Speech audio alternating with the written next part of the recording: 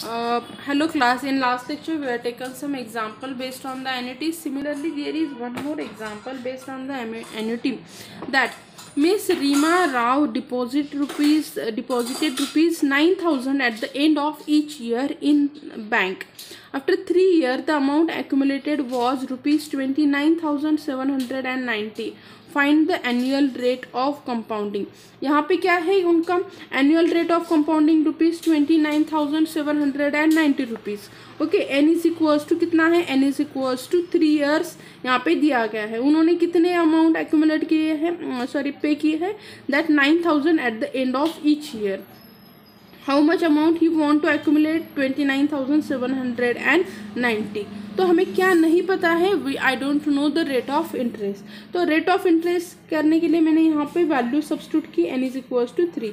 यहाँ पे क्या हो जाएगा आपका कि हम एग्जाम्पल्स को एग्जैक्टली सॉल्व करते हैं, थोड़ा सा कैलकुलेशन आपका अलग तरीके से आएगा. इसके लिए देखो कि a is equals to c upon i into 1 plus i raise to n minus 1.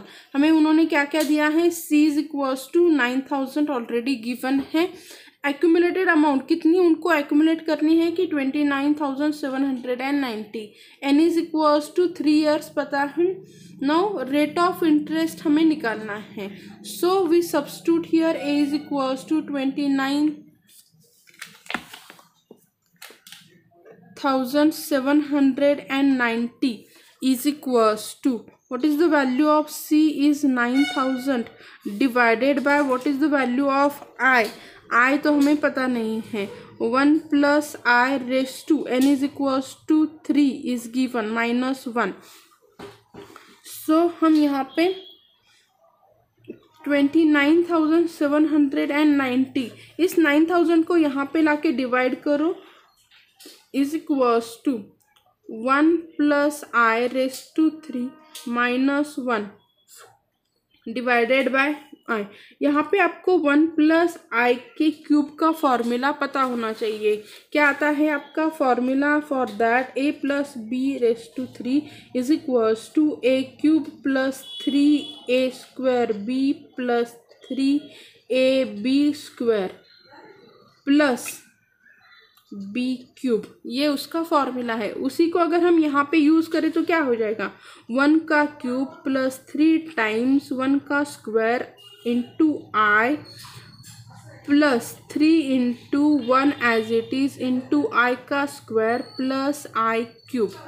Okay, यहाँ पे मैं नीचे लिख देती हूँ.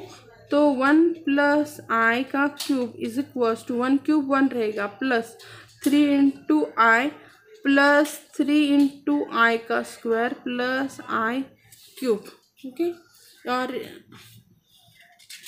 ये वैल्यू अगर हम सब्स्टिट्यूट करेंगे तो क्या हो जाएगा आपका यहाँ पे 29790 divided by 9,000 is equals to 1 plus 3i plus 3i square plus I cube minus 1 divided by I. 1 और प्लस 1 माइनस 1 कैंसिल हो गया तो क्या रिमेन रहेगा, 3i plus 3i square plus I cube divided by I is equals to, इसका calculation करो क्या आएगा इसका answer, 29,790 divided by 9,000 is equals to 3.31. Answer is 3.31. अभी हम क्या करेंगे, इस सबको I से डिवाइड कर देंगे तो क्या रिमेन रहेगा, 3 plus 3i plus i square is equals to 3.31. Okay, ये 3 इस साइड में आ जाएगा तो यहाँ पे क्या हो जाएगा आपका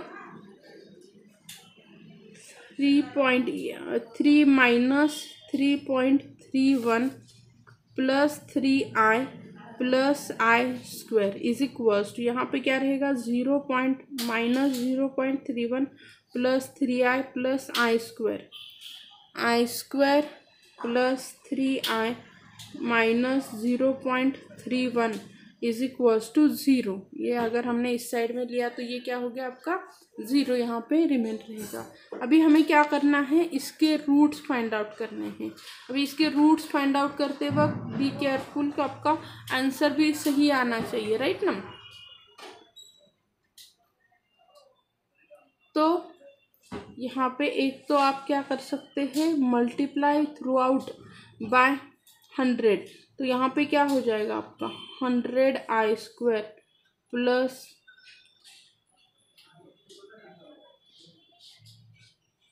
i माइनस 31। ओके, तो ये आपको थोड़ा सा समझने में इजी जाएगा। तो अभी हमें क्या चाहिए कि मल्टीप्लिकेशन कितना चाहिए, 31 इंटू 100। मतलब आपका मल्टीप्लिकेशन जो है, ऐसा कौन सा नंबर है जिसका मल्टीप्लिकेशन यहाँ पे ये आता है, एंड एडिशन कितनी आनी चाहिए, 300 आनी चाहिए। ऐसे कौन से नंबर है। तो अगर आप यहाँ पे देखोगे,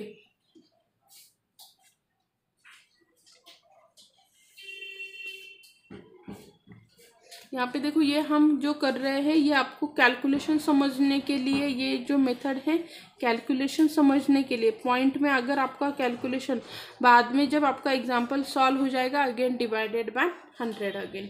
ओके, तो ऐसे दो नंबर्स ढूंढो कि जिनका मल्टीप्लिकेशन कितना आता है एंड एडिशन 300 आती है। तो कौन से है ऐसे दो नंबर की मैं अगर 31,000 को मल्टीप्लाई करूँ 100 से, 31 को मैं 100 से मल्टीप्लाई करूँ, 31 इंटू 100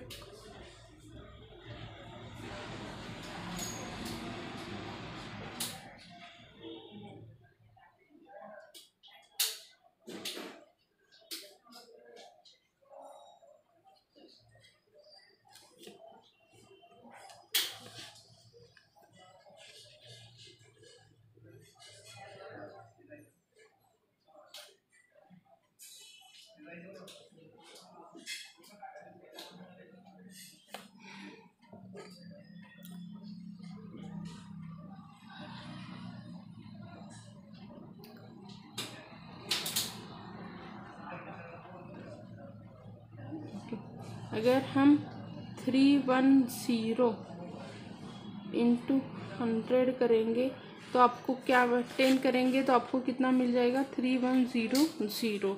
और अगर मैं 310 माइनस भी 10 करूँगी तो मुझे आंसर क्या आ जाएगा। तो वो दो नंबर कौन से, 310 एंड 10। तो यहाँ पे हम कैसे करेंगे कि 100i² माई प्लस 310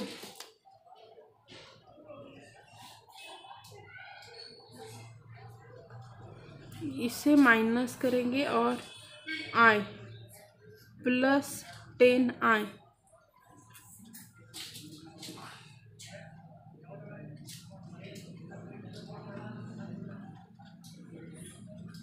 माइनस 31।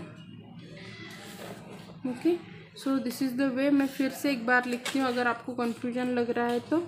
यहाँ पे आपका कैसे आ जाएगा कि 100i², फिर से बताती हूँ, हमें दो नंबर ढूंढने थे जिनका मल्टीप्लिकेशन आपका 31 इंटू 100 मतलब माइनस 31,000 आता है, एडिशन 300। तो देखो ये दो नंबर है 310 एंड माइनस 10, जिनका क्या हो जाता है मल्टीप्लिकेशन 310 आ जाता है एंड एडिशन आपकी क्या आ जाएगी, यहाँ पे 300 आ जाएगी। So plus 310i minus 10i minus 31। इसमें से अगर मैंने यहाँ पे ये मैं आगे ले लेती हूँ, 100i² minus 10i plus 31i minus 31। यहाँ पे ऊपर हम उसको कंटिन्यू करते हैं। तो अगर मैंने 10 बाहर ले लिया तो अंदर रहता है 100i माइनस 1, और यहाँ पे मैंने अगर 31 बाहर ले लिया तो 10i माइनस 1 रिमेन रहेगा। तो यहाँ पे 10i प्लस 31 यहाँ पे आएगा 10i माइनस 1। तो यहाँ पे आप 10i plus 31 is equals to 0 या फिर 10i minus 1 is equal to 0। So 10i is equals to 31। So I is equals to 31 upon 10 which is equals to 0 point sorry यहाँ पे हम डिवाइड करेंगे तो पॉइंट क्या आ जाएगा 3.1। और यहाँ पे हम करेंगे तो 10i is equals to 1, i is equals to 1 upon 10, i is equals to 0.1। Okay, तो आपने यहाँ पे देखो कौन सी भी मेथड अप्लाई की तो आंसर तो सेम ही आना है। i इज इक्वल्स टू 3.1 है, तो मैं यहाँ पे n फाइंड आउट करने के लिए क्या करूँगी, i इंटू 100 करूँगी। तो n इज इक्वल्स टू कितना आ जाएगा आपका यहाँ पे, I is equals to 3.1 into 100। So n is equals to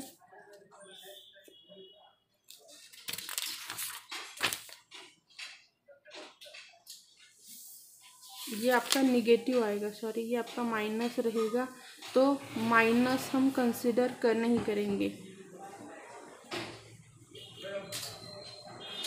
not negative, हम खाली पॉजिटिव वैल्यू ही कैलकुलेट कंसिडर करेंगे। ये इस साइड में आएगा तो माइनस हो जाएगा।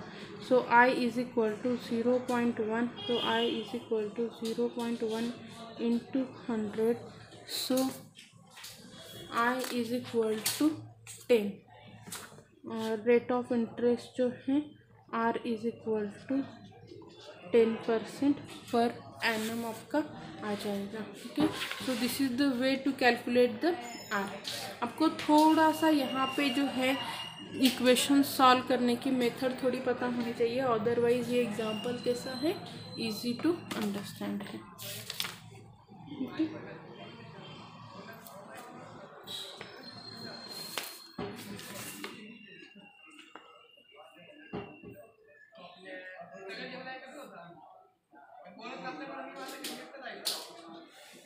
now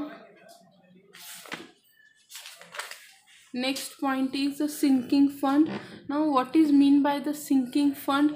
Sinking fund is the fund that create the accumulated a specific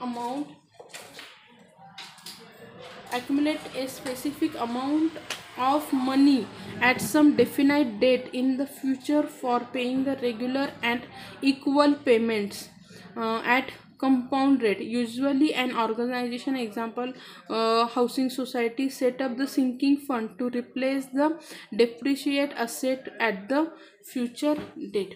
यहाँ पे जो कंसेप्ट है सिंकिंग फंड किसके लिए की जाती है, sinking fund is the fund that create accumulate a specific sum of money at here at some definite date in future by paying regular and equal payment. Normally हम जो home loan वगैरह लेते हैं ना, तो होम लोन के लिए क्या किया जाता है, आपको सिंकिंग फंड किया जाता है कि अगर आपने देखा कि आज आपने अगर 13 लाख का यहाँ पे होम लोन लिया है, आप अगर कुछ उससे आज 10% के ऊपर आप उसे पे कर रहे हो, तो कितने साल के लिए आपने सम डेफिनेट पीरियड भी यहाँ पे सेट किया रहता है कि मैं सपोज 10 ईयर में 20 ईयर में कितने अमाउंट, तो वो जो है वो कैसे कैलकुलेट किया जाता है, बाय यूजिंग द एक्यूमुलेटेड, आपने जो फॉर्मूला आपने यहाँ पे यूज़ किया है ना, उसी एक्यूमुलेटेड अमाउंट से हम उसे कैलकुलेट कर सकते हैं।